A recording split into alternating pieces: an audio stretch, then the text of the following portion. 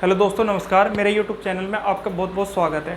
आज हम सीआरपीसी पढ़ेंगे। सीआरपीसी का सबसे पहले हम देखेंगे सामान्य परिचय, और सीआरपीसी सब्जेक्ट जो है उसके बारे में थोड़ा सा हम जान लेते हैं कि क्या है सीआरपीसी। फिर उसके बाद में हम सीआरपीसी स्टार्ट करेंगे।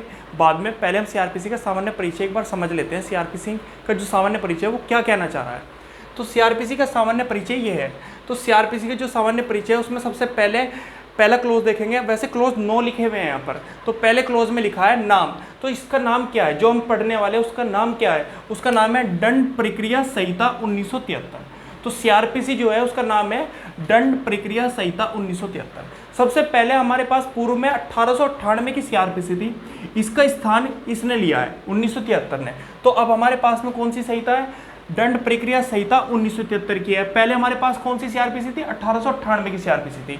अब देखते हैं दूसरा, कि पारित कब हुई। पारित का मतलब होता है बनकर कब तैयार हुई है। तो हमारी जो सीआरपीसी जो बनकर तैयार हुई है वो 25 जनवरी 1974 को बनकर तैयार हुई है। इस दिन राष्ट्रपति जी ने सिग्नेचर किए थे। फिर प्रवर्तन कब हुई है? हमारी जो सीआरपीसी है वो बनकर तो तैयार हुई 25 जनवरी 1974 को, पर लेकिन प्रवर्तन कब हुई? प्रवर्तन का मतलब होता है पूरे भारत पे कब लागू हुई है। तो पूरे भारत पे 1 अप्रैल 1974 को। तो 1 अप्रैल 1974 को पूरे भारत पे सीआरपीसी लागू हो गई है। फिर इसका अधिनियम संख्या, इसकी अधिनियम संख्या क्या है? मतलब हर एक्ट की एक अधिनियम संख्या होती है। जितने भी भारत में एक्ट हैं उनके एक्ट होते हैं, तो उनके एक्ट के भी एक्ट नंबर होते हैं। तो अधिनियम संख्या क्या है इसकी? तो इसकी अधिनियम संख्या 2 है। तो सीआरपीसी का अधिनियम संख्या जो है वो 2 है।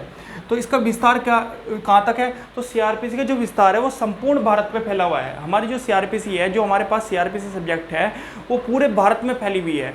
इसके बाद देखते हैं हम इसमें क्या लिख रहा है। इसमें लिख रहा है धारा। तो सीआरपीसी में वर्तमान में जो नई सीआरपीसी है, दंड प्रक्रिया संहिता 1973 की जो सीआरपीसी है, उसमें कितनी धाराएं हैं? उसमें 484 धाराएं हैं। और पूर्व वाली जो सीआरपीसी है उसमें हमारे पास कितनी धाराएं थी? 565 धाराएं थी।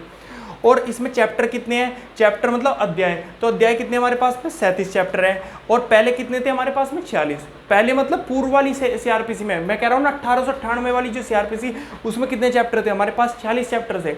पर लेकिन अब नई वाली सीआरपीसी में कितने चैप्टर हैं? 37 चैप्टर हैं।